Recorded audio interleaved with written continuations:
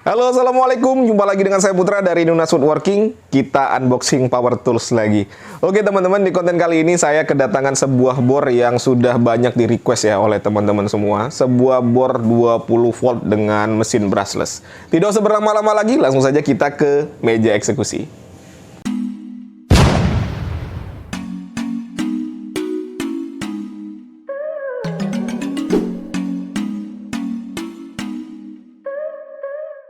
Oke, ini dia yang sudah banyak kalian request, bor Nagawa 20 volt cordless dengan mesin yang sudah brushless. Untuk kualitas boxnya biasa-biasa saja ya teman-teman ya, tidak ada yang istimewa untuk kita bahas. Kita langsung lihat isi dalaman boxnya. Di dalam kita dapat instruction atau operation instruction. Ini sama dengan yang punya JLD. Punya JLD juga gambarnya sama seperti ini teman-teman. Berikutnya kita dapat berbagai macam aksesoris di sini. Ada 3 buah mata bor, ada mata obeng plus dan minus. Lalu ada adaptor buat bit obeng ya. Ini ada banyak bit obeng di sini. Lalu ada sub extension, tidak usah kita bahas secara detail ya untuk aksesorisnya. Di dalam box dapat unit bornya, lalu dapat docking charger, dapat 2 buah baterai.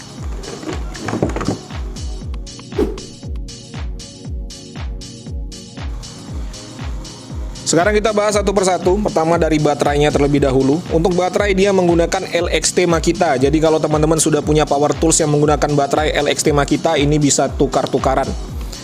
Housingnya sih biasa-biasa saja, tidak ada yang istimewa. Kualitas plastiknya terkesan murahan, lalu finishingnya juga kurang rapih ya menurut saya ya. Ini dia menyatakan 21 volt 4Ah, nanti kita akan uji ya. Lalu untuk docking charger, ini docking chargernya, nih dengar sendiri ya. Ini sangat ringan sekali, di dalamnya juga saya rasa kopong ya, karena ini sangat ringan sekali. Untuk kualitas kabelnya agak lumayan, ini agak bagusan dikit untuk kabelnya ya. Untuk input chargerannya 100 volt sampai dengan 240 volt. Sementara untuk outputnya tidak disertakan di sini ya teman-teman ya. Nanti kita akan uji menggunakan wattmeter saya saja ya. Lalu kita bahas bornya. Untuk desainnya ini bentuknya mirip ya dengan bor-bor Makita. Untuk garis desainnya sama persis, hanya beda di warna saja. Untuk bahan yang dia gunakan, yang kuning ini plastik, yang hitam ini yang membalut semua bodi adalah karet. Lalu yang bodi yang di sini yang silver adalah coran aluminium. Untuk pengaturan torsi dan juga pengaturan mode pengeboran ini plastik. Caknya ini dari metal, logam ya. Untuk kualitas plastiknya sih biasa-biasa saja teman-teman. Tidak ada yang wah. Ya ini terkesan murahan malah plastiknya ya. Lalu untuk grip karetnya lumayan enak di tangan. Untuk finishing sama sekali tidak rapih ya. Nih lihat sendiri garis desainnya ini tidak rapi sama sekali. Lalu banyak plastik yang melebar-lebar. Nih melebar-lebar. Ini juga ya wajar lah ya, harganya cuma 700.000. Lalu untuk part-part yang bisa digerakkan, kita akan coba menggunakan baterai ya. Ini baterainya agak susah ya masangnya teman-teman ya, agak seret. Harus menggunakan tenaga. Reversible-nya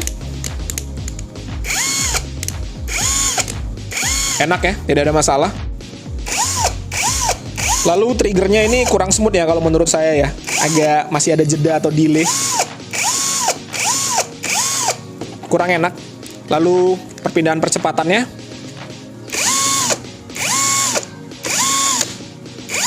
nyangkut ya teman-teman ya.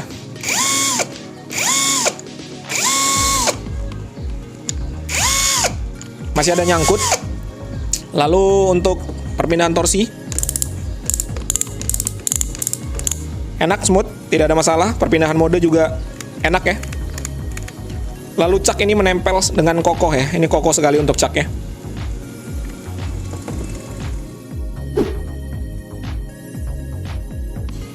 Berikutnya kita bicara fitur-fitur yang ada pada bor ini. Untuk fitur ini patut diapresiasi, sangat lengkap ya. Di sini kita dapat 2 percepatan. Lalu ada 3 mode pengeboran. Menyekrup, mengebor biasa, dan juga mengebor menggunakan hammer drill. Jadi bisa untuk mengebor beton atau tembok ya. Ada 20 pengaturan torsi sampai dengan 20. Untuk cak dia bisa menampung mata bor 13 mm, jadi lumayan besar. Lalu ini penguncian caknya menggunakan satu tangan, tapi agak aneh ya teman-teman ya. Kalau di percepatan nomor 2, kita set di percepatan nomor 2 nih. Ini caknya akan memutar ya, jadi tidak bisa dikunci ataupun dibuka. Ini tidak bisa. Caranya bagaimana? Caranya adalah memindahkan percepatannya ini ke mode percepatan nomor 1. Seperti ini nyangkut nih teman-teman. Nah, ini sudah bisa diputar nih. Nah, ini untuk membuka dan ini untuk menutup. Nah, jadi harus dipindahkan dulu ke mode percepatan yang nomor 1 ya. Tidak ada masalah sebenarnya, cuman ya kalau tidak tahu kan jadi terkesan caknya rusak ya. Apa memang punya saya rusak? Saya tidak tahu ya teman-teman ya. Yang pasti ini bisa digunakan. Lalu ada variable speed di trigger. Nih, ada 3, 1, 2, 3. Reversible, kanan dan kiri, dan kalau diketengahin dia akan mengunci. Lalu ada LED light yang sudah LED shutdown atau delay ya, tidak langsung mati pada saat kita lepas trigger. Lalu di sini ada indikator baterai. Nih ya, ada indikator baterainya.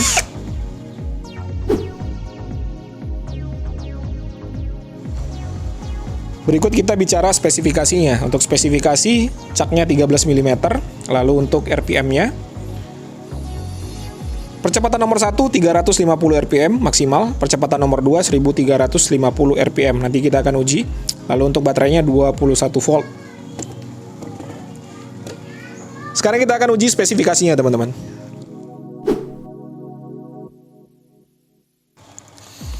Oh iya teman-teman, tadinya saya mau buka ya baterainya untuk membuktikan apakah benar-benar 4 Ah untuk kapasitasnya. Biasanya di baterai itu tertera ya berapa Ah untuk kapasitas baterainya. Tetapi karena saya mencari-cari obeng presisi saya dan tidak ketemu, jadinya tidak saya uji ya. Tadi saya coba untuk membukanya menggunakan J-kemi ini, ternyata tidak bisa masuk karena lubangnya ini terlalu kecil dan juga dalam ya teman-teman ya. Sekarang kita uji saja untuk docking chargernya ini ya teman-teman ya. Ini sudah saya colokin, sudah nyala ya hijau. Di sini tertera 0,2 watt. Kita lihat berapa daya yang dihasilkan dari chargerannya ini.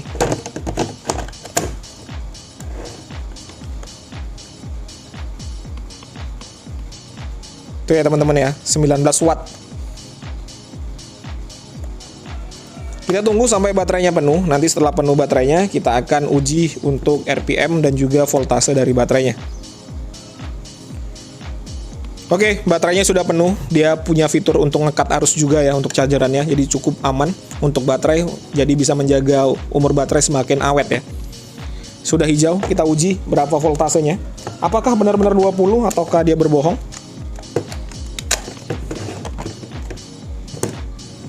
Sekarang kita uji voltase baterainya. Dia menyatakan di sini 21 volt. Kita akan coba ya. Sepertinya hanya 20 ya. Ya, benar ya teman-teman ya, hanya 20,7 volt, tidak sampai 21, tapi ya wajar lah ya. Tidak apa-apa, masih dalam batas toleransi, hanya beda 0, sekian ya. Tidak sampai menuliskan 48 VF ya. Berikut kita akan uji RPM-nya. Saya set ke mode drilling dan juga torsi nomor 20 ya, percepatan nomor 1 terlebih dahulu. Teman-teman fokus ke layar takometer saya. Silau ya.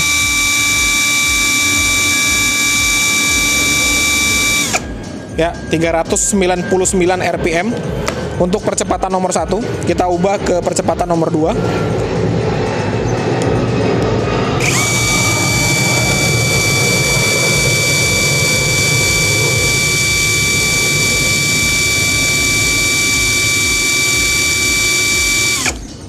(1260-an) untuk percepatan nomor 2. Mesinnya sudah brushless tapi RPM-nya cuma 1200 ya. Kita uji nanti bagaimana performanya.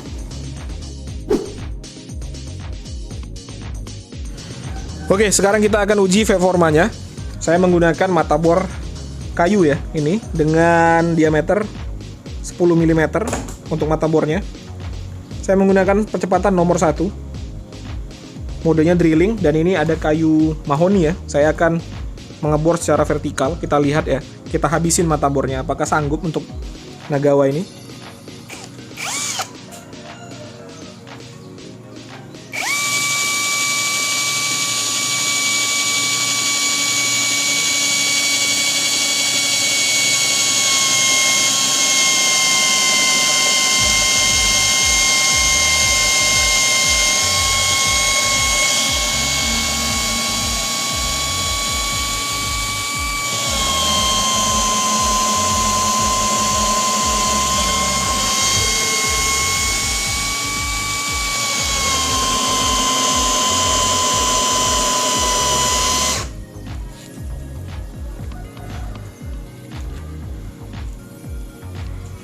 masuk ya teman-teman ya, sampai ke dalam. Nih, masuk semua. Untuk tenaga, torsinya sangat mengerikan. Mantap sekali, tidak ada loose power sama sekali ya. Sampai masuk semua loh.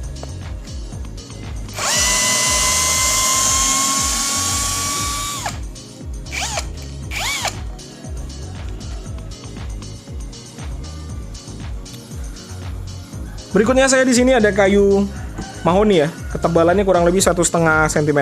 Kita akan menggunakan mata bor Forstner Bead teman-teman. Di sini saya menggunakan mata Forstner Bead dengan ukuran diameter 30 mm ya. Percepatannya masih saya ubah nih, percepatan nomor 2, modenya mode drilling. Kita lihat bagaimana performanya.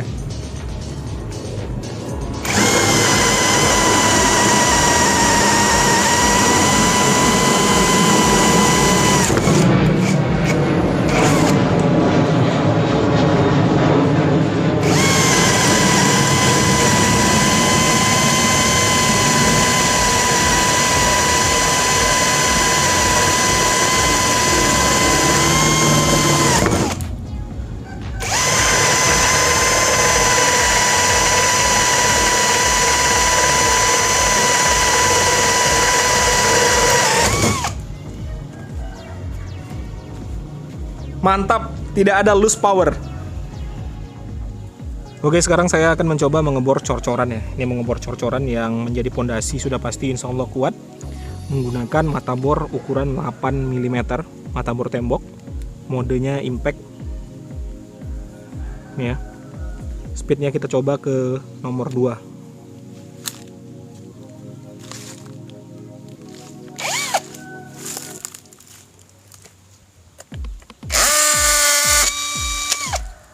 Nyangkut.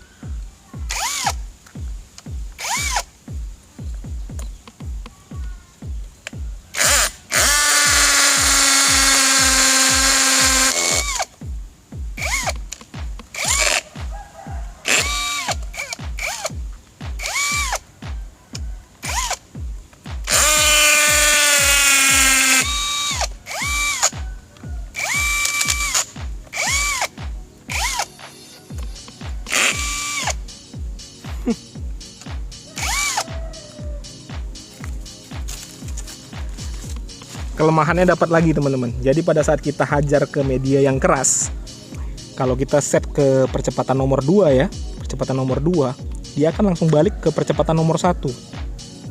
Ya. Seperti itu dia. Kita coba ke percepatan nomor 1 ya sekarang ya.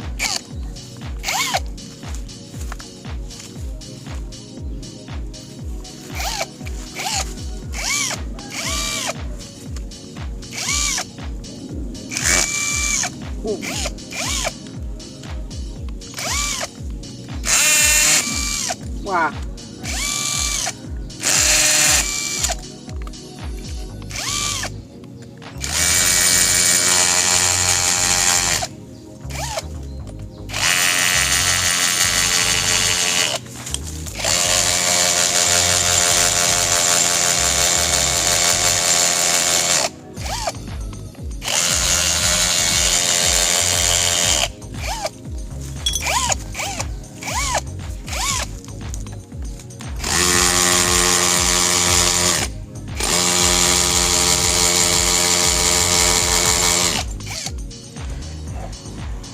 Nah itu tadi ya teman-teman ya, saya coba di cor-coran yang kemarin saya juga menguji dolis di situ ya, dolis yang BA280 dan juga BD720.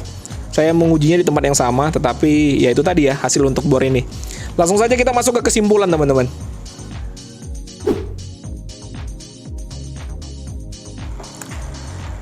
Oke teman-teman, itu tadi ya ulasan singkat saya mengenai bor Nagawa ini. Sekarang saya akan bahas kelebihan serta kekurangannya menurut sudut pandang saya ya. Jadi nanti kalau teman-teman punya penilaian sendiri atau punya kesimpulan sendiri, itu hak teman-teman, tidak jadi masalah ya. Boleh juga dituliskan di kolom komentar sebagai tambahan referensi yang saya berikan ya. Yang pertama keunggulannya menurut saya adalah caknya teman-teman. Caknya ini terbuat dari logam ya. Lalu dia kapasitas caknya sudah 13 mm serta penguncian caknya 1 tangan. Lalu berikutnya motornya ya. Motornya sudah brushless jadi minim perawatan. Lalu berikutnya adalah fitur. Fiturnya sudah lumayan lengkap dan 90% bisa dipakai. Lalu yang terakhir yang patut diapresiasi adalah tenaganya teman-teman, khususnya untuk mengebor kayu ya. Tadi saya mengebor kayu menggunakan mata bor 10 mm dengan kedalaman yang cukup dalam menurut saya.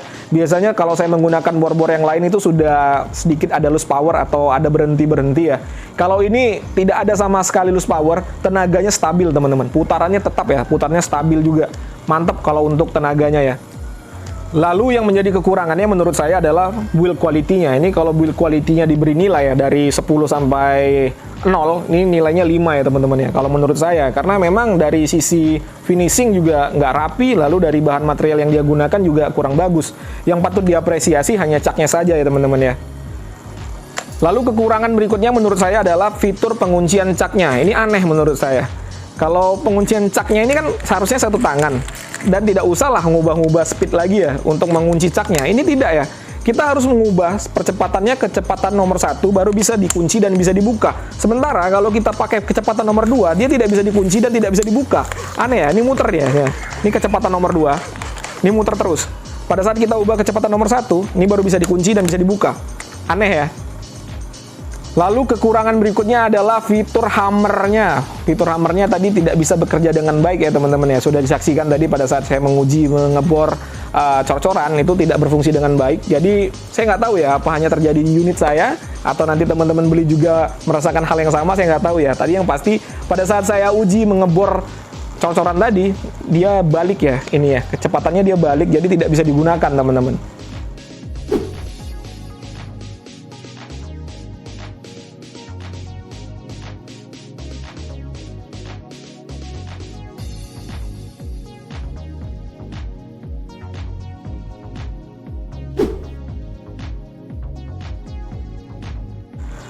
Lalu, apakah bor Nagawa ini worth it untuk dibeli? Nah, ini agak sulit jawabnya teman-teman ya. Harganya dibanderol 700.000 dengan segala kekurangannya tadi menurut saya sih kemahalan ya. Tapi kalau dibanderol dengan harga 500 sampai 600 mungkin bisa masuk. Masih bisa saya rekomendasikan. Dengan harga 700.000 saya tidak merekomendasikannya. Kenapa? Karena ya itu tadi ya, keanehan-keanehan yang saya dapatkan tadi itu membuat saya kesal juga ya. Seperti caknya ya. Caknya ini kalau kita tidak ulik-ulik, kita merasa kita dapat barang rusak. Padahal tidak rusak. Tapi aneh, harus diubah ke percepatan nomor 1 baru bisa ya dikunci dan juga dibuka untuk caknya. Oke, jadi gitu aja teman-teman ya. Ulasan singkat mengenai bor Nagawa ini. Jadi kalau teman-teman mau beli, link pembeliannya saya cantumkan di kolom deskripsi. Kalau ada pertanyaan, boleh dicantumkan di kolom komentar. Kalau ada kritik dan saran juga silakan di kolom komentar. Jumpa lagi di konten-konten saya berikutnya. Assalamualaikum warahmatullahi wabarakatuh.